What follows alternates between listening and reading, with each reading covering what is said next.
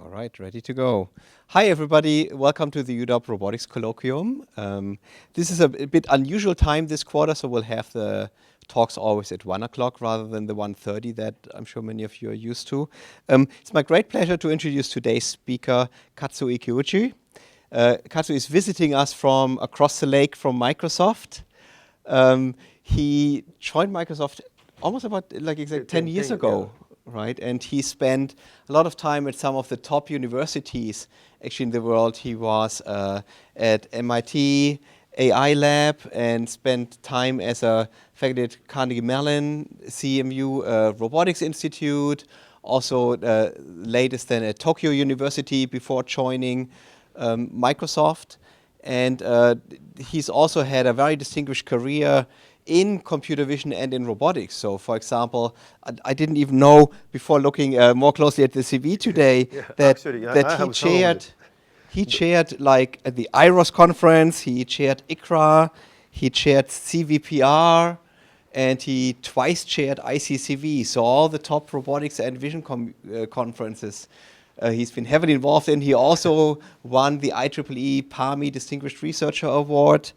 And today he's going to talk about some of the most recent work they have done in enabling robots to learn from observation, where the idea is not just to learn to, let's say, replicate a human demonstration, which is something that we are seeing a lot going on right now, but more coming from a top-down perspective, where from the demonstration you first infer what the person wants to achieve, and then have the robot learning from those demonstrations. So it's a great pleasure to welcome Katsuo to the talk today, and go ahead. Thank you very much.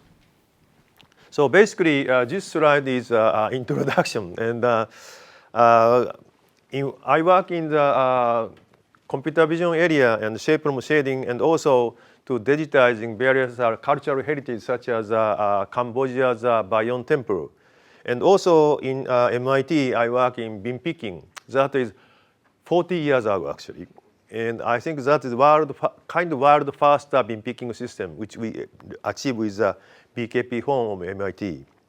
And also at the University of Tokyo, I make learning from observation system and applying that one for human dance and make a humanoid dance, actually. And again, this is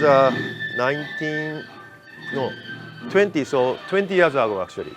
Before Was it the opening ceremony of the ICRA, actually. So that's me.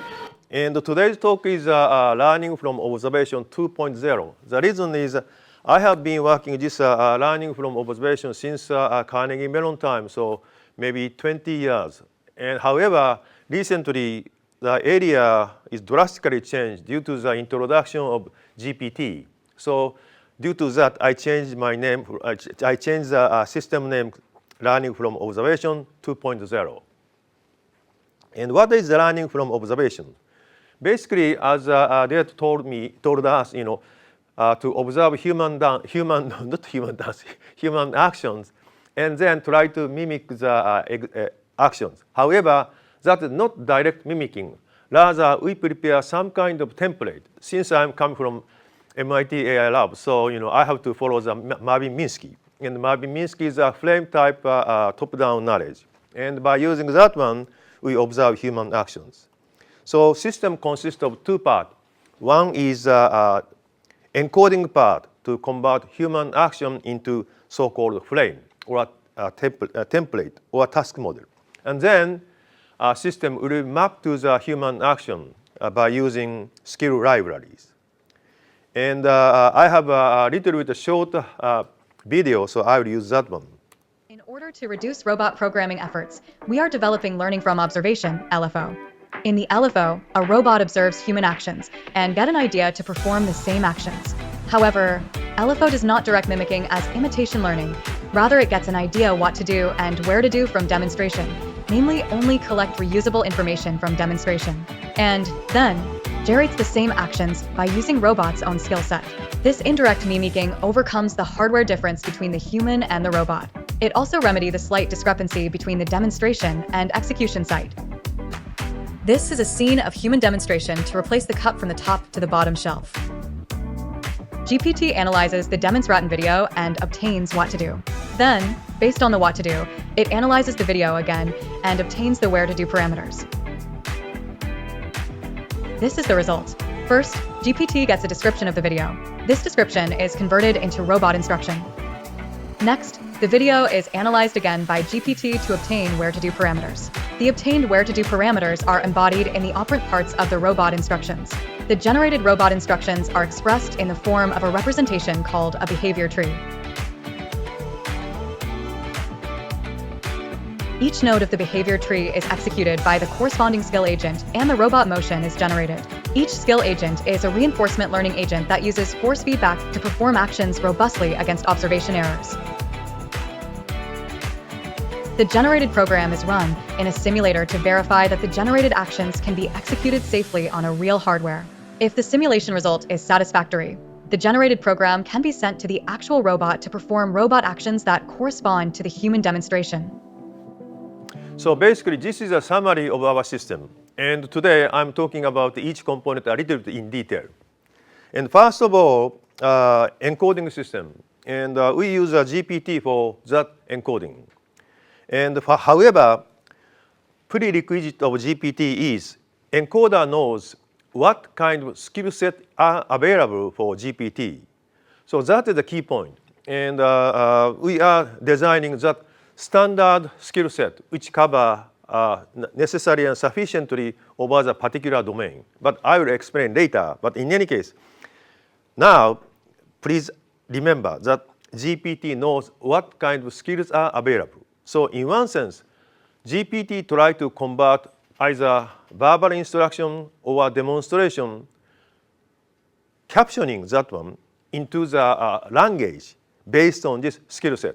That is core ideas. And first version is quite simple. Basically, from verbal instruction to system infer what to do.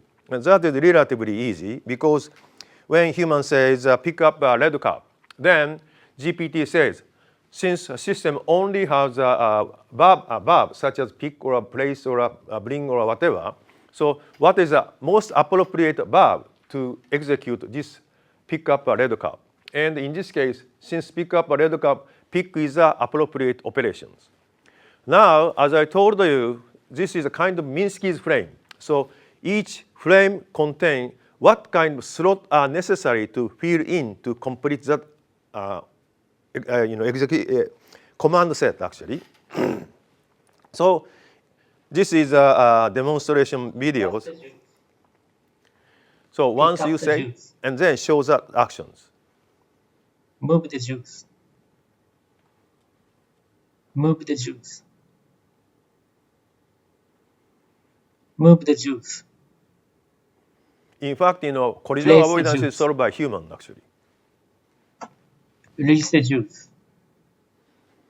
So, quick question: were the verbal annotations, did they come after the demonstration or before the Before the demonstration? So system knows what kind of command is executed, and then say put on. Then put on what kind of parameters necessary, so that particular component is paid attention. So that is the difference between so-called teleoperation and this system. Teleoperation, entire trajectory mimicked. Due to that, human is quite tired. In this case, system knows which component is important. Pick how to grasp the object, or in which direction lift up. So only such feature will be extracted human trajectory. That is the difference. So we are calling that our system is symbolic teleoperation. And now, as I told you, affordance analyzer, depending on operation, what kind of operand should we fill in? And such operand will be extracted from videos. And then where to parameter is extracted. And of course, not easy. So we need some kind of structure. And this is the older version. So basically, we use a traditional computer vision technique. But recently, we try to convert this one on the GPT. And the second version, since previous system, we have to say, pick up the bread cup. So a little tired. So we decide, how about to just give the videos and GPT converts that one to the instruction. That's again relatively easy. The reason is basically this is a video captioning using the verb given by skill set. And by using this system, again, we can generate this kind of template. And then video is some kind of stick, something like this motion. So relatively easy to segment, to each segment to obtain the appropriate parameters. So by using that one, where to parameter will be obtained.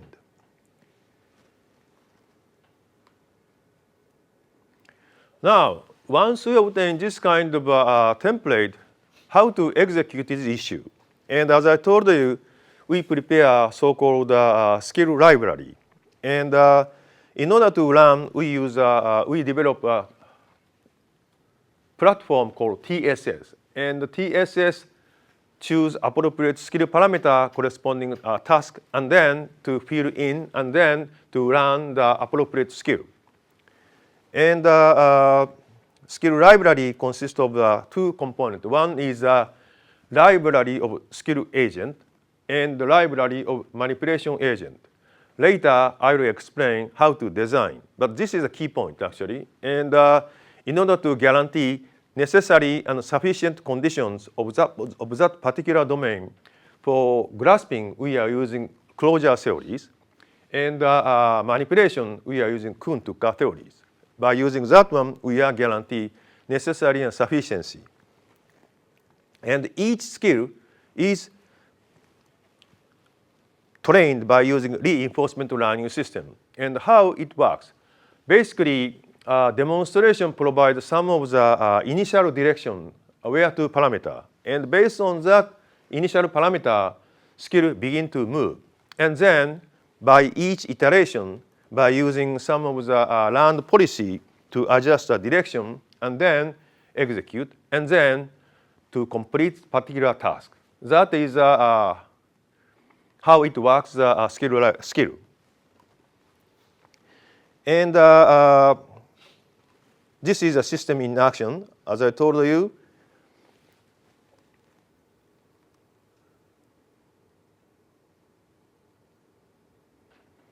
And then this kind of operation is obtained. And the important point is this is a template, and then under this template, corresponding skill is existing, and we can execute that skill by using this robot.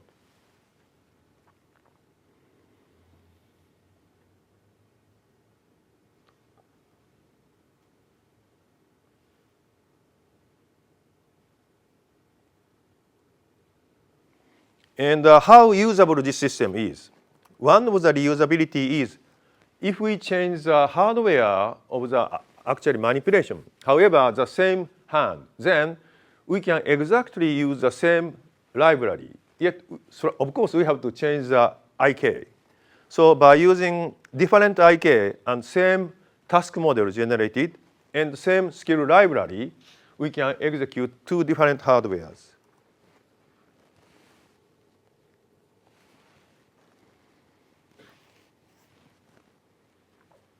And also, we don't need to be the same space as the demonstration and operations. So in this case, demonstration is done in Shinagawa, and this is done in Redmond, and again, that is done in Shinagawa. So again, this is a kind of symbolic teleoperations. How about another reusability? If we change the gripper, unfortunately, we have to slightly modify the grasp skill libraries, but only changing that module. In this case, IK, of course, IK in this case fetch and same fetch, so we use the same IK, but different grasp library, and then the same task model can be used.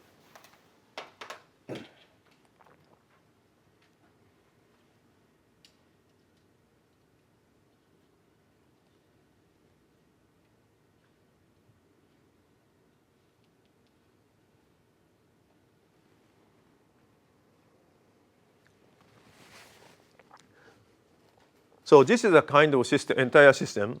And now issue is how to design skill library, grasp skill library, and manipulation skill library. And designing grasp skill library, why we need such a grasp library? The reason is, even though we are grasping the same object, in this case pen, depending on the purpose, your grasping strategy is different. And in fact, for example, in order to give the power to and push something, then you have to grasp the object something like this, so-called power grasp. And if you need to fine control, you need this kind of so-called precision grasping, actually. So depending on the purpose of the task, system should change the strategy how to grasp the object. And in fact, robotics community develop this kind of taxonomy. And in fact, this area is begun by Mark Katokovsky around 1980, so maybe 50 years ago, 60 years ago, actually. And his thesis is something like this. And this is actually new one, flex one. But he tried to make this kind of taxonomy and try to make a rule-based system depending on the purpose of the task to choose appropriate grasping. But it turned out it's quite difficult. So in fact, his thesis is famous due to this taxonomy, not that rule-based. But anyway, robotics community developed this kind of taxonomy. But in my opinion, this 30 is too much, actually. Even though they are grasping the same object like a pen, maybe this one or this one or this one roughly same, right? So we have to classify why we need this kind of grasping. And in fact, Yoshikawa sensei, this is a Kyoto University professor, classify all purpose of grasping into 3 categories. One is to grasp the object firmly, something like this, so that object doesn't have any of the freedom with respect to this coordinate system. Another grasping, active force. Yes, object is grasped. Still, we need to fine-tune the direction or something. So that's called the active force closure. And third category, even though we are grasping the object, but object can move in one sense within particular conditions. That is so-called passive form closure. Actually, it's often used, when you try to open the door, say this one, you grab something like this. Because if you grab this one, you have to change the direction every moment. While you are rotating object, something like this. Yes, this object is constrained one particular area, yet some of the motion is allowed. So that component is called passive form closures. So since we can classify purpose of task into these 3 categories, so why don't you classify all the 41 taxonomy into one of them? And that's possible, actually. Now, once you set up this closure theory, another issue is how to achieve such particular closure by using particular hand, particular object. That's called contact web. So once you have some particular hardwares and once you have some particular object, you have to define to where contact point should exist along this coordinate system of this object. And that is called contact web. And once you have the particular hand, particular object, yes, you can set up that particular closure that satisfies this passive form closure or passive force closure or passive active force closures. So we prepare, given hardware, 3 lines of the pipeline, which achieve passive form closure, passive force closure, and active force closures. Later, we will reduce the limitation of the object shape. But for the time being, let's assume object shape is known, and then hardware is known. Now, next issue is, yes, usually hardware is fixed, but you would like to grasp the object of this one or whatever. So how to remove the limitation of the object shape? For that, we decide to use a superquadratic. And the superquadratic is a kind of the shape of this one. Quadratic is, quadratic, right? And, equation is x divided by a and the power 2, something like this equation. If we change 2 into a real number, we can represent various shapes. So by randomizing ABC size parameter and alpha, beta, gamma, you can generate various shape and size of the object. So now reinforcement learning system and also CNN. So first, when object is given, we have to determine the contact wave. For that, we prepare CNN, to generate a depth image of the particular alpha, beta, gamma, and ABC. And at that time, since we know the equation, so we can determine the contact wave positions, and we can generate lots of data, and then train CNN to generate given depth value to determine the appropriate contact wave. That is the way how we can determine corresponding contact wave. Next issue is reinforcement learning system. Given contact wave, how to move manipulator is learned by using appropriate reward function, by using different shape and different object.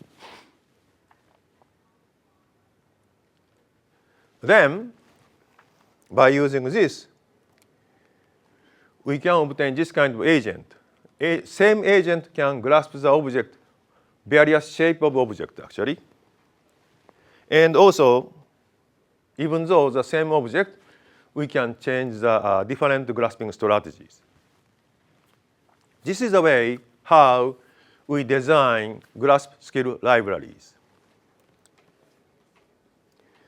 However, this system only observes once, and then while grasping, we are closing the eye. And we definitely need visual feedback. And we try to incorporate the vision for reinforcement learning system.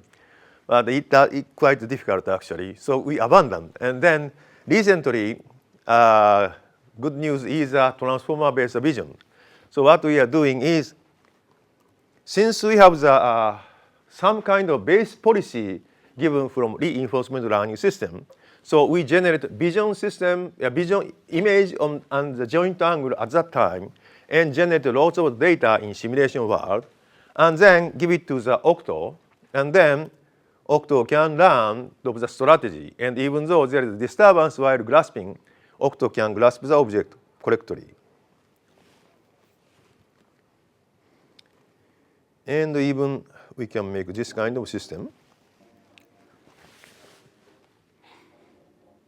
Using a foundation model, the hand picks up the object based on visual and force feedback.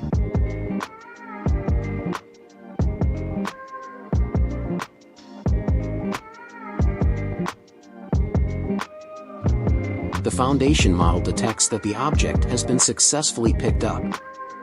The robot skills switch to in-hand manipulation. Using reinforcement learning policies, this one the is hand reinforcement rotates the learning system. object based on force feedback.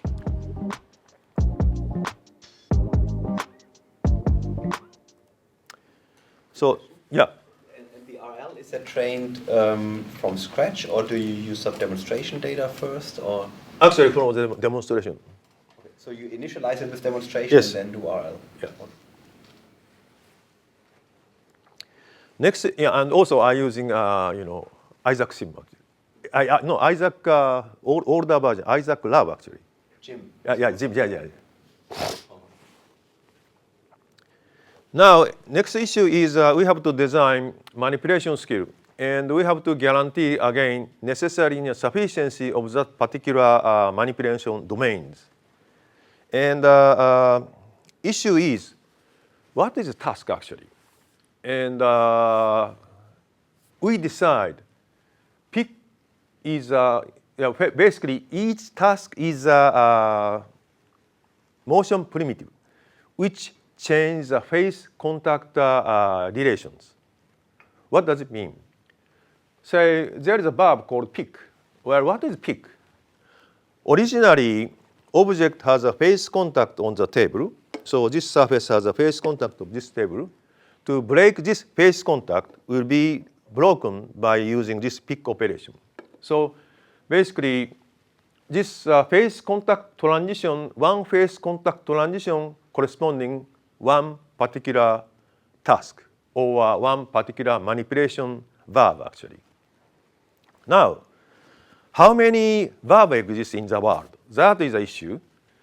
And since we are saying face contact transition, so how many face contact exist, state exists? And the face contact is represented as a movable area of this particular movable area of the object. For example, when object is on the sitting the table, movable direction of this particular cam is upward directions. If mathematically we can write it down, x dot n is larger than 0, where x is a possible movable direction and x is a constraint direction, basically surface orientation of the table. So that one face contact relation provide one solution area.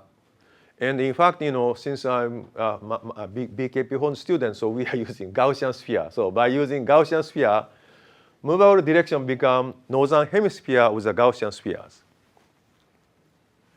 Now, if we have the multiple direction of constraint, basically we set up a simultaneous linear inequalities actually. And the question is, solution, how many solution area exist of this simultaneous nonlinear inequalities? And this is this problem can be solved by using so-called Kuhn-Tucker theories.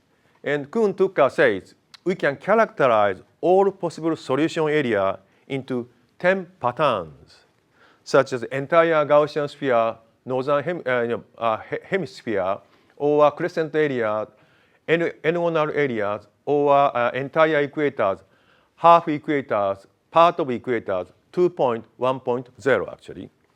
And due to that dimensionality, in our case, we classify this 10 pattern into 7 classes. Then 3 dimension, 2.5 dimension, 2 dimension, 1.5 dimension, 1 dimension, 0.5 dimension, 0 dimension is a freedom, degrees of freedom. So we decide to use these 7 patterns. Now, starting, we have 7 state, ending 7 state. How many transitions exist? Basically, we have 49 transitions. However, some of that transition doesn't occur. And by analyzing, for example, if we have the totally closed, then all of a sudden you become free is impossible. So we can remove such a situations. Or whatever actually. Even, maybe, yeah. So please believe me, basically, this 20 is a possible solution, possible transitions.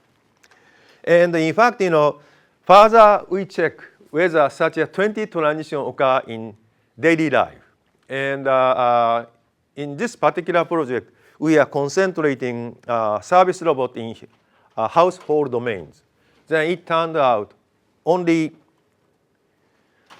10 transition occurs. So we decide, let's use this 10 as a standard skill set for manipulations. And in fact, what we implement is only this 6 or 7 actually. Pick, place, bring, drawer open, drawer close, drawer adjust, and door opening, door close, door adjusting, and bring carefully and wipe. Actually, this is today I skip this component. While physically yes, but some of the daily life operation we need semantic constraint. The reason is when you are bringing this kind of object, theoretically this object has any freedom of rotations. But if you rotate something like this, poor spill out is occur. So while you are bringing, you have to concentrate particular axis in that direction. So we are calling that a semantic constraint. Or while we are wiping, theoretically this object can move upward direction. But if we move this direction, we cannot wipe. So in order to wipe, we need some kind of semantic constraint. But anyway, today I will skip this one. But due to this semantic constraint, we add bring carefully and wipe actually. And to each skill, we set up the reinforcement learning environment, and the RA trained agent can execute the task. For example, this is a drawer closing task, drawer closing skill. By analyzing dimensionality, we can check always resistance force along perpendicular to moving direction should be 0, while closing when you encounter task should be stopped. Something like this is used as a policy reward function, and then we can train this kind of drawer closing or door opening.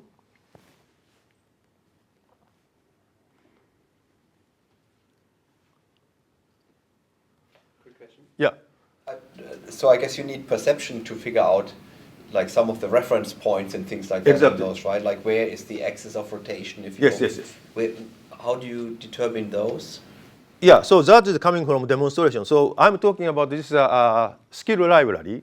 So as I told you, from the demonstration, initial direction to which direction we will move or what kind of constraints should be expected. And then by using that demonstration parameters, this skill agent begin. So our RL training, we are assuming such direction will be given. However, noisy. So such a noisy observation will be overcome by using RL force feedback actually. And this is a story which we developed 2.0. But in fact, I have been developing this kind of skill library in various domains actually. And in fact, shamefully, I began that project 1988. It means I'm old guy, And at CMU, we generate a system to mimic 2 block. And then this is the UTokyo project, actually. Demonstration, something like this. Let's see.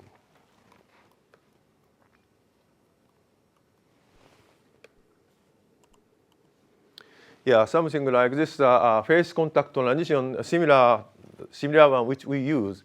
And then by analyzing face contact transition and generate this peg insertion. Or, we can use a similar representation for machine parts too. And moreover, interesting point is for knot, we can generate this kind of knot state by using P data, kind of face contact transition actually, face contact. And from the P data transition, we can infer what kind of knot operation is necessary. And in fact, in knot world, we only have 3 motions. Reidemeister move 1, Reidemeister move 2, 3. So by combination of Reidemeister, we can generate whatever knot type, knot situation. But the key point is, at that time, vision system is crude and the execution is quite good. So only contribution is these representations. And even human dance, for upper body, we use so-called rubber notation as a key representation. And lower representation, we use a foot contact. And we extract this rubber notation foot contact from the motion data And then to each Lama notation transition, we design skill. And then slightly modify the motion. And then we generate this one, this one. That's again 20 years ago. Now, these are the story of learning from observation. And yes, learning from observation is good, but we need to teach every time. So can we reuse behavior for long horizon operation? Yes, it is actually. It turned out it is possible. So the relation is kind of the learning from observation, assembling this grasp skill and manipulation skill, we generate a so-called task cohesion. And we prepare task cohesion library. And then so-called operation builder, again from the GPT actually, to combine this task cohesion and skill and generate a long horizon task. And the story, and also usually in this kind of long horizon, we need navigation too. So we prepare symbolic map, and then by using this GPT and cohesion library, we generate behavior trees. And another issue is usually long horizon, we need some kind of decision is necessary, such as wipe the table to clean it up. So we have to decide whether the table is dirty or not, or move around checking the people who may be laying down or stolen. So ambiguous decision is necessary for this long horizon. And again, we can use GPT for that purpose. Just GPT provides a verbal instruction. Is someone stretching a hand or something? Then system decide whether that is stretching or not, or dirty or not. And by using this as a branch node, we can generate a long horizon task actually.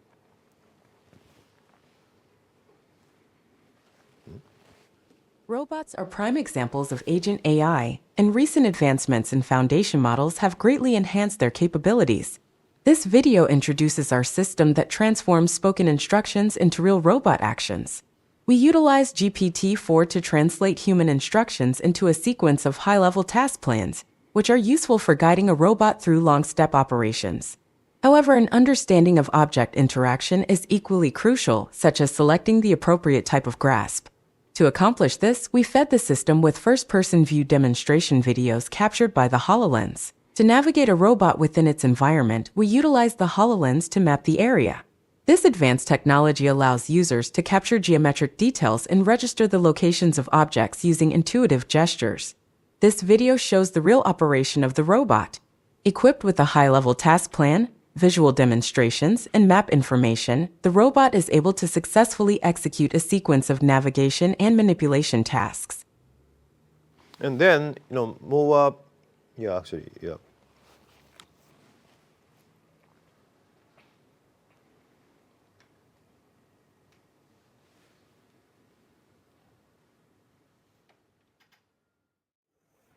We demonstrated a generated behavior tree, of which leaf nodes consist of tasks previously generated. First cohesion is passive force grasp and PTG11 pickup. Next, leaf node in the tree is moved. The third leaf is a cohesion, STG12, bring carefully, STG51, pour begin, and later STG53 pour end. Currently, this is STG51 pour begin.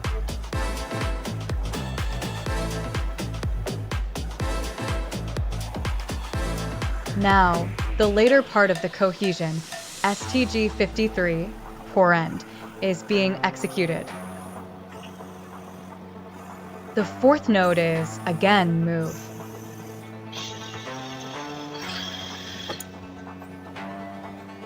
The fifth node is a cohesion, STG12 bring carefully and passive force release.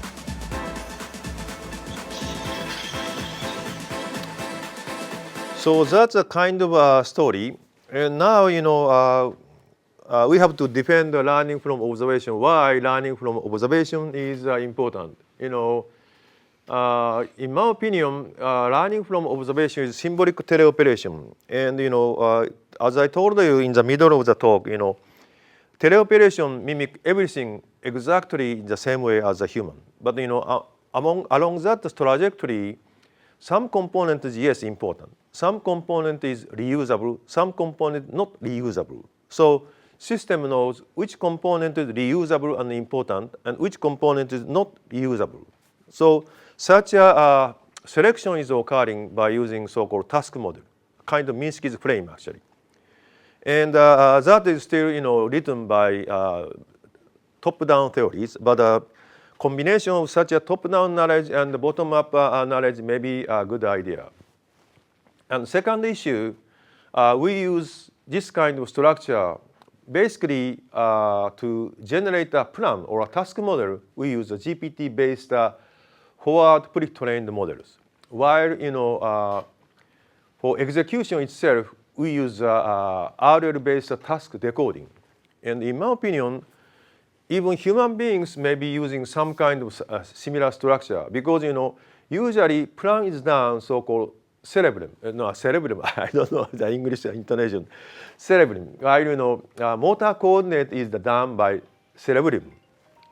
And so probably to divide the structure into forward planning and hardware depend skill may be a good idea actually. And we are following that one. However, important point is how to design this middle point and whether that middle point can be automatically generated by using end-to-end or using top-down robotics knowledge is a research issue actually.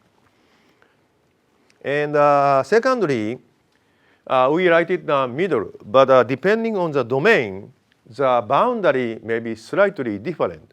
Of course, locomotion probably huge motor component exists. So probably just you realize move or walk or whatever, then automatically such an action should be taken care by agent-based system. While maybe manipulation, in my opinion, middle. Some of the GPT-based pre-designed component and local component. And gesture maybe most of them is the planning. And in fact, another fact that I prefer this structure is coming from Piaget's learning theories. And according to Piaget, human learning system consists of 4 stages. One is sensor motor stage before 2 years old, and pre-operation stage and concrete operation and the formal stage. But important point is this sensor motor stage, which occur around newborn to the 2 years. And around that time, young baby mimic mother's action called imitation behaviors. However, before that one, that baby tried to do the simple motion many times. So in my opinion, something like first, hand-eye coordination is occur by using reinforcement learning system based on vision or something. And then imitation lines occur. However, important point is this baby repeat learned operation many times. So during that time, some of the reinforcement learning system is occurring. And another point is, in this paradigm, children and the mother are not connected force feedback, rather only visual field. So mother and the children share the same visual field. So only information transfer from mother to children is visual information. So since mother and the children has a different hardwares, size is different, and joint angle is different. So to mimic joint angle from mother's joint angle may be difficult. So due to that, children repeat the same action by using his hardware.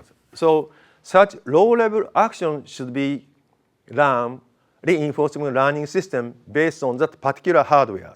While planning, yes, based on the mother's action we should obtain. So in my opinion, again, learning from observation type, separation of the structure may be a good idea. Okay, so that's a kind of story which I want to tell today. And basically, learning from observation system and the GPT-based encoder and the TSS-based decoders. And the important point is design standard skill set. Thank you very much. Yeah. I have recent publication. Yeah, so some of the recent publication, and also this work is done by our people. And as I told you, we are slightly different to MSR. Yeah, of course we are collaborating so-called Echelon project, but mainly our team is concentrated to interaction with industries.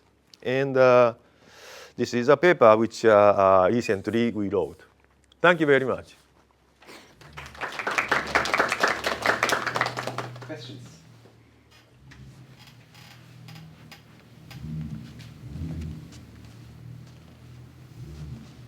Yeah.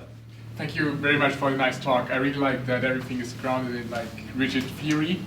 In your first part of the talk, you talked about how to connect GPT with like these robot skills, and you mentioned that it's capable of running on different robotic platforms. So you kind of like talked about affordances without mentioning the name, which I really like. And this seems to be like an ongoing struggle in the community that to transfer one skill set from one robot to the other. Can you comment on that? Yeah, so important point is we have to standardize some kind of reward function to train each skill set. And once that standard reward function and input, even though we have two different skill sets, that's fine. The reason is, planning component we don't need to change. Rather, just slightly exchange, not slightly, exchange skill set actually. And that probably occurring the human too actually. The reason is when you begin to drive, you need careful to every component. But once you run, you can say, oh, to turn to the right and turn to the left. And then, basically, planning component is some kind of Google map or something, Google navigation system, not Google, Microsoft has, but, Google navigation system. And then, execution, of course, your hardware, my hardware, totally different actually. However, standard language is same, turn to the right, turn to the left or something. Yes, that's right. So let me refine my question a little bit. So, for example, the lifting motion. Yeah.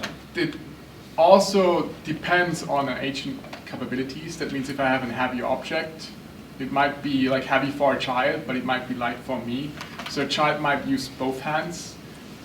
And how do you transfer these, lifting, for example, from if you have a human picking up an object, how would you transfer that to a robot which has to use both hands to lift an object? Well, there are two issues. One is whether we use both hand or one hand, actually. And let's suppose we use only one hand. And one hand, as I told you, our skill set is designed.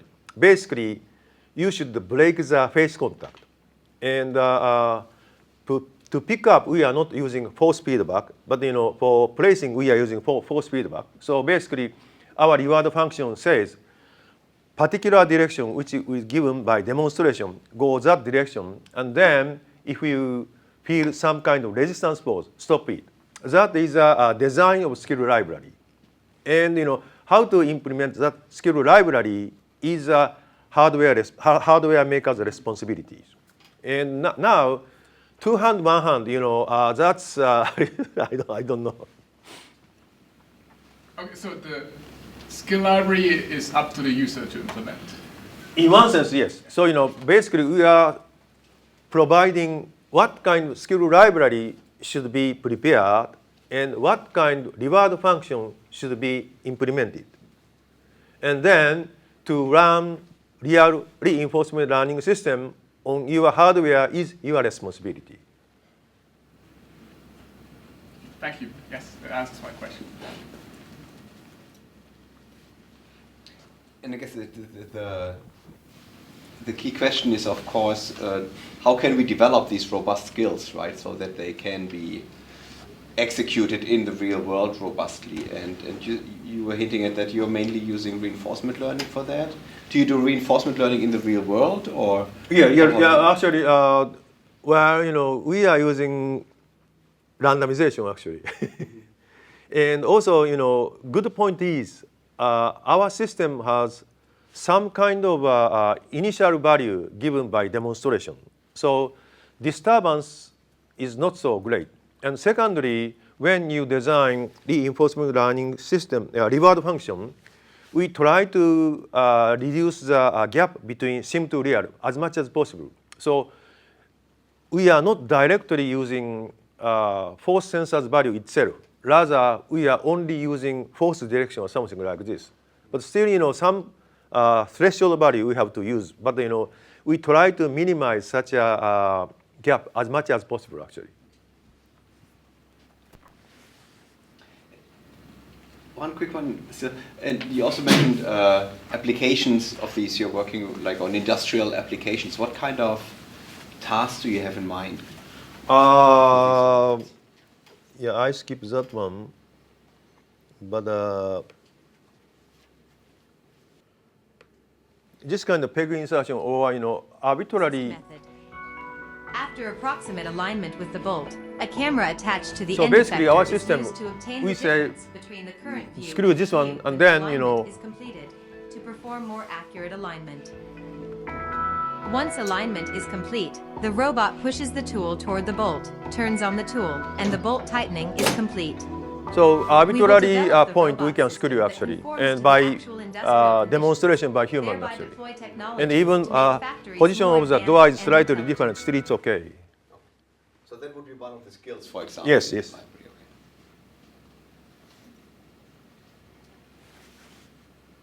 All right. Thank you very much. Thank you.